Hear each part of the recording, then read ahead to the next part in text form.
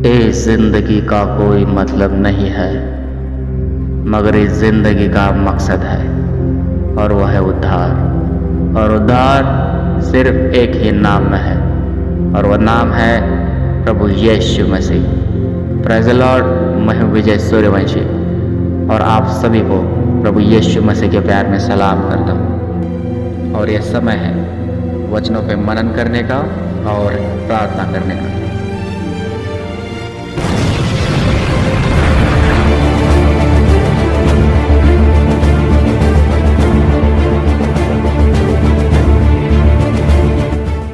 जिसने जमीन और आसमान को बनाया,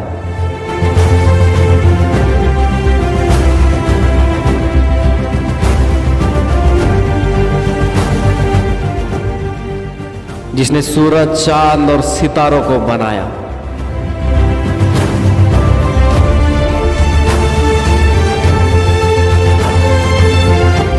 साबित कर दिया उसने दुनिया के लिए अपनी जान देकर कि वो सारी सृष्टि में महान है। नाम है उसका यीशु मसीह। उसके वजह से ही हमारी पहचान है।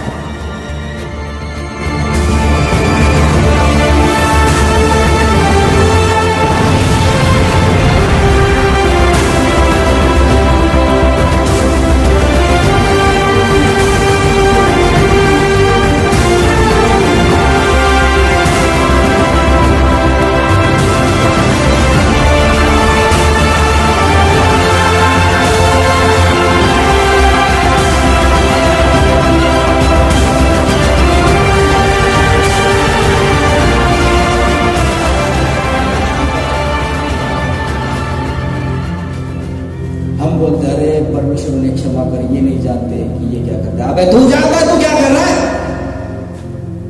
जानता है? खुद को जांचो, खुद को जांचो। अरे जब थोड़ा पहले समय में मुझे मिलना था, आप लोग क्या अकड़त थी हमें, क्या जकड़त थी। थोड़ा सा ज्यादा परमेश्वर ने नॉलेज दिया था, किसी को बात करने नहीं देता था। मैं थोड़ा सा मुझे फील होता था और थोड़ा स्टाइल में चलता था उसके सामने। जब अपन उस पर लॉक करते थे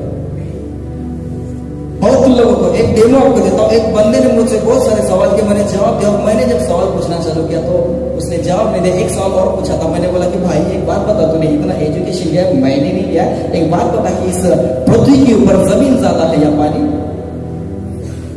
जाहिर सी बात है आपके दिल में जो आंसर है उसी के दिल में आया कि पानी। मैंने बोला गलत गलत। उसने बोला क्यों भाई? मैंने बोला कि यार तू बोल रहा है कि इस पृथ्वी के ऊपर पानी ज्यादा है, तो मेरा सवाल तुझसे ये है कि ये पानी किसके ऊपर ठहरा? उसने बोला जमीन के ऊपर। तो ज्यादा क्या है? जमीन। उसने क्या बोला? जमीन। मैंने फिर से बोला गलत। उसने बोला क्या है? मैंने बोला पानी ज्यादा है। उसने बोला यार तू क्या सर पका रहा है, क्या चल कर? कुछ इस तरह से जब अगला वाला लॉक होता था अच्छा लगता था और विजय भाई एकदम एटीट्यूड में चलते थे। ये वही विजय है। और जिस वक्त परमेश्वर की आत्मा ने मुझे छुआ, मुझे स्पर्श किया, उसकी आंखें बताई और वो प्यार याद दिलाया, उसी वक्त विजय का पूरा एटीट्यूड ब्लास्ट हो गया। विजय आज आपके सामने ज्ञान बुद्धि कुछ नहीं चलता उसके साथ, कुछ नहीं चलता। खुद को नम्र करो, खुद को रोज और रोज चेक करो और उस बलिदान को अपने दिल में लेके चलो, दिल में लेके चलो उस बलिदान को। और आपको पता है आगे का जब वचन यहाँ पे पढ़ते हम लोग, तब स्वर्ग से एक दूत उसको दिखाई दिया जो उसे सामर्थ्य देता था। जब प्रभु मेरा मसीहा जब तकलीफ में था, उस कटोरे के लिए थोड़ा सा उसको बर्दाश्त नहीं हो रहा था, तो एक स्वर्गदूत आके उसको सामर्थ्य देता। और वचन कहता पता, वह अत्यंत संकट में व्याकुल होकर और भी हार्दिक वेदना के साथ प्रार्थना करने लगा। अत्यंत संकट में व्याकुल होकर और भी हार्दिक वेदना के साथ प्रार्थना करने लगा।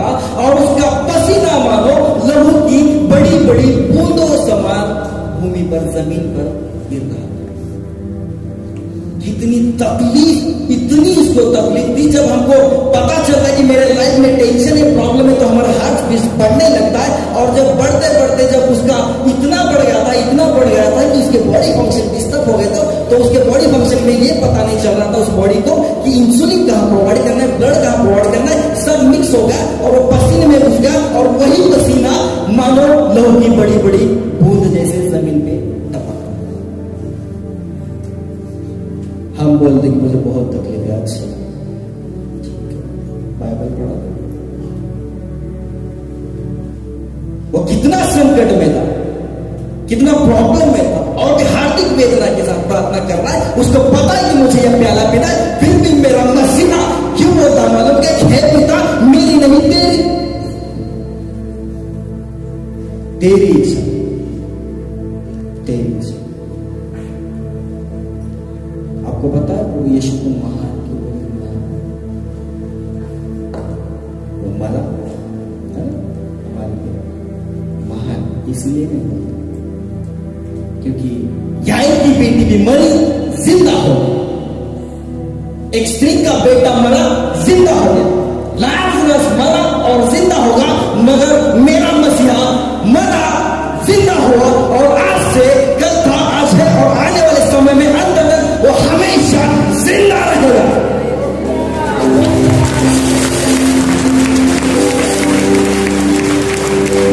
इसलिए मेरा परमेश्वर महान है, इसलिए। और उसकी महानता हमें झलकनी चाहिए। इसलिए आज से आप क्या करो? वचन पढ़ना बंद करो, वचन पढ़ना बंद करो। आज से हम नया रूल स्टार्ट करेंगे। हम वचन पढ़ना बंद करके वचनों को जीना स्टार्ट करेंगे। कितने लोग मेरे साथ में इस बात के लिए सहमत है? हालेलुया। कुछ हाथ नीचे दिखाई दे, सभी के हाथ ऊपर होने चाहिए क्योंकि हम वचन को जीने वाले हैं आज से। और एक बात याद रखना मेरे दोस्तों, मित्रों, अच्छे लाइफ इसी ने कहा, मगर मेरे लाइफ में जब मेरा मसीहा आया तब से अच्छे दिन ही चल, जरूरत नहीं है। परमेश्वर का वचन कहता है कि उसके आज्ञा अनुसार चले। परमेश्वर के वचन ने हमको मान सम्मान सिखाया, अपने माँ बाप की आज्ञा को पालना सिखाया। परमेश्वर ने एक दूसरे में मोहब्बत रखने को सिखाया। परमेश्वर ने क्षमा करना सिखाया है। परमेश्वर ने यह कहा कि अगर तुझे कोई गाली देगा तो उसे आशीष दे, तुझे मारेगा तो तू मार कर।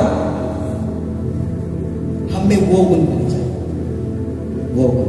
आज पता, जब युद्ध के लिए मैं प्रार्थना करता हूँ और बातें करता हूँ उनसे, तो हमेशा मैं माँ बाप के बारे में और परिवार के बारे में खासकर बातें करता हूँ, क्योंकि परमेश्वर का वचन मेल मिलाप और परिवार के लिए बहुत ज्यादा फोर्स करता है। प्रभु को ये पसंद है, प्रभु को ये बात पसंद है। आजकल पता है हमारे भाई और बहन क्या कर रहे हैं? जब उसकी माँ या उसका बाप बोलता कि बेटा खेत में जाके ना थोड़ा सा काम है तो चल, वो बिस्तर से उठेगा नहीं। जब मोबाइल की घंटी बजेगी, जानू कहां है, वो बोलेगा मैं आ रहा हूं। और बोलेगा चांदी मन, मैं तेरे लिए चांद और तारे तोड़ लाऊंगा। अच्छा, बाप के खेत में जाके बैगन नहीं तोड़ सकता, इसलिए चांद और तारे लाएगा। इसलिए मैंने बोला मैं फेस टू फेस हकीकत देखने वाला। आपको पता, परमेश्वर का जब मैं वचन पढ़ रहा था कि अपने माँ बाप का सम्मान करना, उनकी आज्ञाओं का पालन करना, पता है क्यों? क्योंकि परमेश्वर ने मुझसे बातें की और पता है कि माँ बाप क्यों?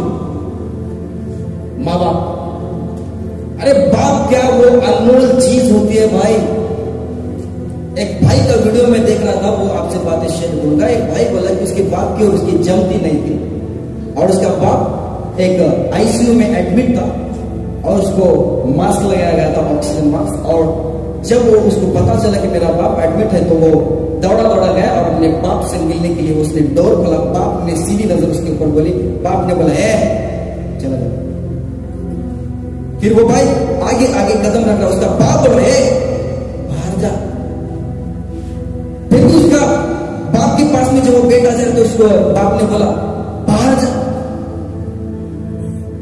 और जब बाप के पास में वो बेटा गया तो उसने ऑक्सीजन मास्क निकाला और बोला मैं बोल रहा हूं तुझे बाहर जा, बाहर जा। उसने बोला यार बाप मर रहा है फिर भी इतनी अगड़ा मुझसे बात कर रहा है, क्या चक्कर है यार क्या। तो पता जब डॉक्टर वहां से आया, डॉक्टर ने बोला कि आप यहाँ क्या कर रहे हो, बाहर निकलो। तो उसने बोला क्यों, क्योंकि यहाँ पे स्वाइन फ्लू के पेशेंट है, अगर आप बिना मास्क के अंदर गए तो वो डिसीज आपको लग सकता है और आपके जिंदगी को धोखा है। इसलिए उस बाप ने बोला था कि बाहर जाओ। उसने अपना ऑक्सीजन मास्क निकाला, चंद सांसें जो बची थी उसने और कम कर दी अपने बच्चे की और उसको बोला बाहर जाओ। वो होता है बाप। आज बापों की दिल को कुछ बातें छू रही, इनके आंखों में देखना बाप क्या होता है, बाप क्या होता है। कभी अकेले में आके मुझसे पूछना दोस्त, बाप की कभी बाप क्या होता है।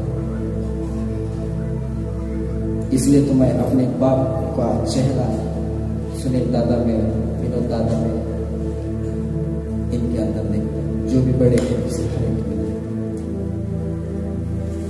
अरे बाप की अगर कीमत देखनी है तो रात में उठना 2 बजे, उसके पैर के ऊपर की चादर निकाल के उसके पैर को देखना, उसकी ईंटियां फटी हुई होगी, उसके पैर जले हुए होंगे, उसके पैर देखना और थोड़ा सा महसूस करना और सोचना कि ये जो पैर ऐसे हो गए क्यों, किसके लिए। और कभी बाप के बारे में अगर आपको जानना है ना तो किसी कोने में खड़े होकर देखना कि मेरा बाप 4 आदमी में रुका है, वो हंस रहा कर रहा है, मगर उसकी जो स्माइल है, उसका जो हंस रहा है, क्या ये सही है, क्या वो सच्ची हंसी हंस रहा है या दिल में कुछ दर्द छुपा के सबके सामने से। यहाँ पे कुछ बाप लोग ऐसे बैठे जो बच्चों को तो डांटते हैं मगर बाथरूम में जाके रोते। यहाँ पे कुछ बाप ऐसे बैठे जो अपने बीवी को तो डांटते हैं मगर बिछाने में जाके रोते हैं। मेरा एक क्लियर फंडा है भाई, जो अगर हम हमारे बाप के नहीं हो सके तो इस बाप की क्या हो सके। चुपने अपने को एक बात मालूम है, जब तक लगा नहीं इतिहास इस बात का गवाह है कि इतिहास बना नहीं। यहाँ पे मैं कायनों की खोजने के लिए गया, चाहे बाद में आप बुलाओ या ना बुलाओ, मगर हकीकत यही वो होता है। अरे पहचानो बाप की एक स्टोरी मुझे याद आती है। पता है एक बेटा जिसको चलने नहीं आता था, हाथ काम नहीं करते थे, उसके मुंह का पानी भी उसे कंट्रोल नहीं होता था, पानी यहाँ से निकलता था तो उसका बाप उसकी आंखों में देख के उसको क्या चाहिए उसको घुमाने लेके चलता था। एक बार ऐसे ही उसे किसी तरह से उसको घुमाने लेके गया। घुमाने जाने के बाद में उसके बेटे ने किसी स्टेडियम की तरफ आंखें लगाई और एक कंपटीशन लगा था रनिंग का, और उसके बेटे के आंखों में प्यार की वो झलक देखी, वो इच्छा देखी, बाप गया और फॉर्म भरना चालू किया कि बोला कि मेरा बेटा भी दौड़ना चाहता है, आप फॉर्म भरो। और सबने बोला कि आपका बेटा कहाँ पे, उन्होंने बताया कि वो जो चेयर पे बैठा ना वो मेरा बेटा है। सबने बोला पागल पागल। तो उस बाप ने रिक्वेस्ट किया कि मेरे बेटे की ये इच्छा, मेरे बेटे की वो इच्छा। तो उस बाप ने क्या किया पता है, रिक्वेस्ट किया और सबको बातें बताने के बाद में जब वो रनिंग स्टार्ट हो गई ना, वहां पे रनिंग स्टार्ट होने के बाद में बाप ने क्या किया, उसको खुद उठा के वो खुद दौड़ा चला गया। पब्लिक ने उसे देखा और फर्स्ट प्राइज उसी को दिया और बाप ने वो प्राइज लेके अपने बेटे को दिया, बोला बेटा तू भागा और तू जीता, ये तेरा प्राइज है, वो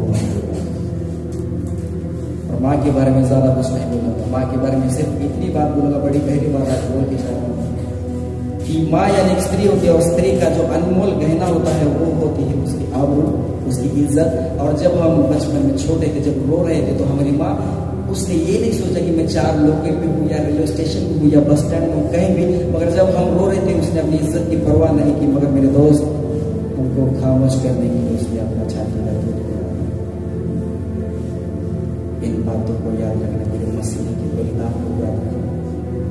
जाते जाते सिर्फ एक बात उनका पश्चाताप और स्वर्ग का आवाज निकटे और परमेश्वर आप सभी से प्यार करता है।